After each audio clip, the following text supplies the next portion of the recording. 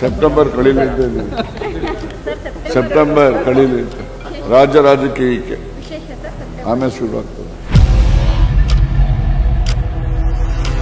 ಏನಾಗಿದೆ, ಕಾಂಗ್ರೆಸ್ ಅಲ್ಲಿ ಪವರ್ ಸೆಂಟರ್ಗಳು ಜಾಸ್ತಿ ಇದೆ. ಮೊದಲು 13ರಿಂದ 18ರಲ್ಲಿ ಪವರ್ ಸೆಂಟರ್ ಒಂದೇ ಇದ್ದಿದ್ದು. ಈಗ ಪವರ್ ಸೆಂಟರ್ಸ್ಗಳು ಜಾಸ್ತಿ ಇದಾವೆ. 1, 2, 3 ಅವರ ತಟ್ಟೆ ಎಲೆ ಊಟದ ಎಲೆ ಇದೆಯಲ್ಲ, ದೊಡ್ಡ ಹೆಗ್ಣ ಬಿದ್ದಿದೆ. ಇಲ್ಲಿ ನಮ್ಮಲ್ಲಿ ನೊಣ ಬಿದ್ದಿರ್ಬೋದು. ಸೆಪ್ಟೆಂಬರ್ ಕಳೀಲಿ ಅಂತ ಇದ್ದೀನಿ. ಸೆಪ್ಟೆಂಬರ್ ಕಳೀಲಿ ಅಂತ ನನಗೆ ಈ ಕಡೆ ರಾಜ್ಯ ರಾಜಕೀಯಕ್ಕೆ ಆಮೇಲೆ ಶುರು ಆಗ್ತದೆ.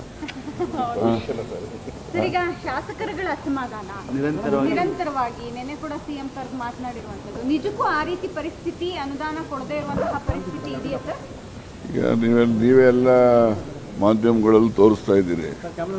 ಸಿದ್ದರಾಮಯ್ಯನವರು ಪ್ರತಿ ದಿವಸ ಒಂದು ತಿಂಗಳಲ್ಲಿ ಕನಿಷ್ಠ ಅಂದರೆ ಒಂದು 15ರಿಂದ 20 ದಿವಸ ಬೇರೆ ಬೇರೆ ಜಿಲ್ಲೆಗಳಿಗೆ ಹೋಗಿ ಅಭಿವೃದ್ಧಿ ಕಾರ್ಯಗಳಿಗೆ ಶಂಕುಸ್ಥಾಪನೆ ಮಾಡಿ ಬರ್ತಾ ಇರ್ತಕ್ಕಂಥದ್ದು ನೀವೇ ಪ್ರಚಾರ ಮಾಡ್ತಾ ಇದ್ದೀರಿ. ಈ ಶಂಕುಸ್ಥಾಪನೆ ಮಾಡಿ ಅಭಿವೃದ್ಧಿ ಕಾರ್ಯಗಳಿಗೆ ಚಾಲನೆ ಕೊಡ್ತಾ ಇರೋದು ದುಡ್ಡಿಲ್ಲದೆ ಇದ್ರೆ ಕೊಡಕ್ಕಾಗ್ತದ? ಮಂಜೂರಾತಿ ಇಲ್ಲದೆ ಇದ್ರೆ ಹೋಗಿ ಅಲ್ಲಿ ಚಾಲನೆ ಕೊಡ್ತಾರ? ಅದರಿಂದ ಸುಮ್ಮನೆ ಹೇಳ್ತಾರೆ ಇರ್ಬೋದು. ಅವ್ರ ನಿರೀಕ್ಷೆಗೆ ತಕ್ಕಂತೆ ಅನುದಾನ ದೊರೆತಿಲ್ಲ ಅಂತಕ್ಕಂಥದ್ದು ಅವ್ರದ್ದೆಲ್ಲ ಬಹಳಷ್ಟು ಜನ ಶಾಸಕರಿಗೂ ಇದೆ, ಬಹಳಷ್ಟು ಜನ ಎಲ್ಲರೂ ಕೂಡ ಇದೆ, ಕಾರ್ಯಕರ್ತರು ಕೂಡ ಇದೆ. ಸೊ ಹೀಗಾಗಿ ಈ ಗ್ಯಾರಂಟಿಗಳು ಇದೆಲ್ಲ ನಾವು ಜಾರಿ ಮಾಡತಕ್ಕಂಥ ಸಂದರ್ಭದಲ್ಲಿ ಆರ್ಥಿಕ ಹೊರೆ ಸರ್ಕಾರದ ಮೇಲೆ ಹೆಚ್ಚು ಇದೆ. ಆ ಒಂದು ಆರ್ಥಿಕ ಲಭ್ಯತೆಗೆ ಅನುಗುಣವಾಗಿ ಯಾವುದೇ ತಾರತಮ್ಯ ಇಲ್ಲದೆ, ಆಡಳಿತ ಪಕ್ಷ ವಿರೋಧ ಪಕ್ಷ ಅಂತಕ್ಕಂಥ ಯಾವುದೇ ತಾರತಮ್ಯ ಇಲ್ಲದೆ ಎಲ್ಲ ಕ್ಷೇತ್ರಗಳ ಅಭಿವೃದ್ಧಿಗೆ ಶಕ್ತಿ ಮೀರಿ ಹಣಕಾಸನ್ನ ಒದಗಿಸ್ತಾ ಇರತಕ್ಕಂಥದ್ದು ಅಂಕಿ ಸಂಖ್ಯೆಗಳ ಆಧಾರದ ಮೇಲೆ ನಾವು ಹೇಳ್ಬಹುದು. ಇರ್ಬೋದು, ಒಬ್ಬರಿಗೆ ಹೆಚ್ಚಿಗೆ ನಿರೀಕ್ಷೆ ಇರ್ಬೋದು, ನಿರೀಕ್ಷೆಗೆ ತಕ್ಕಂತೆ ಆಗದೆ ಇರ್ಬೋದು. ಆದ್ರೂ ಏನು ಕೊಡ್ತಾ ಇಲ್ಲ, ಹಣ ಅಭಿವೃದ್ಧಿ ಆಗ್ತಾ ಇಲ್ಲ ಕ್ಷೇತ್ರಗಳು ಅಂತಕ್ಕಂಥದ್ದು ಅದು ಸತ್ಯಕ್ಕೆ ದೂರವಾದಂತ. ಸರ್, ಈಗ ಡಿ.ಕೆ. ಶಿವಕುಮಾರ್ ಮತ್ತೆ ಡಿ.ಕೆ. ಸುರೇಶ್ ಅವರ ಆಶೀರ್ವಾದ ಪಡೆದ್ರೆ ಅನುದಾನವನ್ನ ತಗೊಂಡ್ ಬರ್ಬೋದು ಅನ್ನುವಂಥದ್ದು ಬಾಲಕೃಷ್ಣ ಅವರ ಹೇಳಿಕೆ. ಪಕ್ಷದಲ್ಲಿ ನಿಜಕ್ಕೂ ಆಶೀರ್ವಾದ ಪಡೆದ್ರೆ ಮಾತ್ರ ಶಾಸಕರುಗಳ ಇಬ್ಬರಿದ್ದಾರೆ. ಬಾಲಕೃಷ್ಣ ಅವರು ಮಾಗಡಿ ಬಾಲಕೃಷ್ಣ ಅವರಲ್ಲ, ಸಿಎನ್ ಬಾಲಕೃಷ್ಣ ಅಂದ್ರೆ ಯಾರ್ರೀ?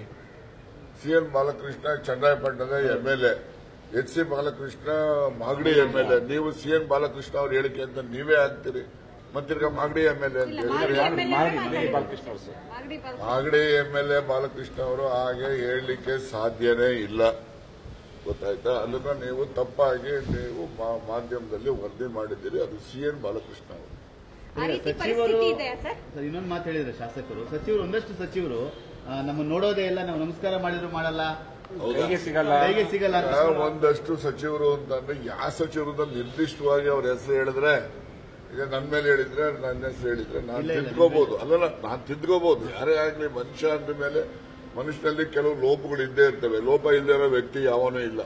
ಆ ಲೋಪ ಇರ್ತಕ್ಕಂಥ ಸಂದರ್ಭದಲ್ಲಿ ಯಾರಿಗಾದ್ರೂ ಕೂಡ ಯಾರೇ ನಡವಳಿಕೆಯಿಂದ ಬೇಸರ, ಅಸಮಾಧಾನ, ಆ ರೀತಿಯ ಒಂದು ಅಭಿಪ್ರಾಯ ಮೂಡಿದ್ರೆ ಅದನ್ನು ಅವರು ಬಹಿರಂಗವಾಗಿ ತಿಳಿಸಿದ್ರೆ ಅವರು ಅದನ್ನು ತಿದ್ದುಕೊಳ್ಳಕ್ಕೆ ಅವಕಾಶ ಇರ್ತದೆ. ಇಲ್ಲ ಅಂದ್ರೆ ಎಲ್ಲಾ ಸಚಿವರುಗಳು ಕೂಡ ಎಲ್ಲಾ ಶಾಸಕರುಗಳು ಎಲ್ಲರೂ ಒಂದೇ ಅನ್ನೋ ರೀತಿಯಲ್ಲಿ ನಾವು ನಡ್ಕೊಂಡು ಹೋಗ್ತಾ ಇರ್ತೀವಿ.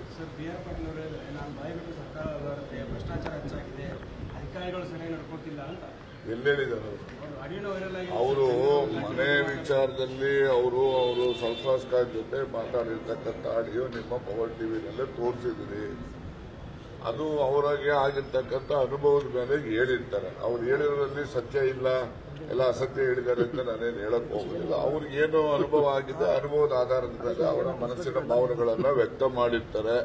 ಅದಕ್ಕೆ ನನ್ನ ಯಾವುದೇ ಪ್ರತಿಕ್ರಿಯೆ ಇಲ್ಲ. ಈಗ ಸಿಎಂ ಅವರು ಮತ್ತೆ ನಿಮ್ಮ ಒಡನಾಟ ಸುದೀರ್ಘ ವರ್ಷಗಳ ಒಡನಾಟ. ಆದ್ರೆ ಈಗ ನೀವು ಶಾಸಕರು ಏನ್ ಹೇಳ್ತಾರೆ ಅಂದ್ರೆ 2018ರಲ್ಲಿ 13ರಲ್ಲಿ ಇದ್ದಂತ ಸಿದ್ದರಾಮಯ್ಯ ಬದಲಾಗ್ಬಿಟ್ಟಿದ್ದಾರೆ ಅಂತ ಹೇಳಿ ಒತ್ತಡ ಏನಾದ್ರು ಇದೆಯಾ ಸಿದ್ದರಾಮಯ್ಯ ಸರ್? ಏನಾಗಿದೆ, ಕಾಂಗ್ರೆಸ್ ಅಲ್ಲಿ ಪವರ್ ಸೆಂಟರ್ಗಳು ಜಾಸ್ತಿ ಇದೆ. ಮೊದಲು 13ರಿಂದ 18ರಲ್ಲಿ ಪವರ್ ಸೆಂಟರ್ ಒಂದೇ ಇದ್ದಿದ್ದು. ಈಗ ಪವರ್ ಸೆಂಟರ್ಸ್ಗಳು ಜಾಸ್ತಿ ಇದಾವೆ. 1, 2, 3 ಎಷ್ಟು ಬೇಕಾದ್ರೂ ಹೇಳ್ಕೋಬಹುದು.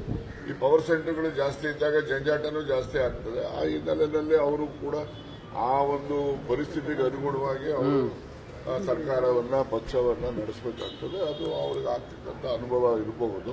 13-18 ಸಿದ್ದರಾಮಯ್ಯ ನಾವು ನೋಡ್ತಾ ಇಲ್ಲ ಅಂತ ಹೇಳಿ ನೀವ್ ಹೇಳ್ಬೋದು. ಅದು ಬಹುತೇಕ ಜನರ ಅಭಿಪ್ರಾಯನೂ ಕೂಡ ಅದಿದೆ. Power Thank you. ಜಾಸ್ತಿ ಆದ್ರೆ ನಂಗೆ ಆಗಿದೆ. ಪವರ್ ಸೆಂಟರ್ ಆಗಿದೆಯಲ್ಲ, ಬಹಳಷ್ಟಿದಾವೆ.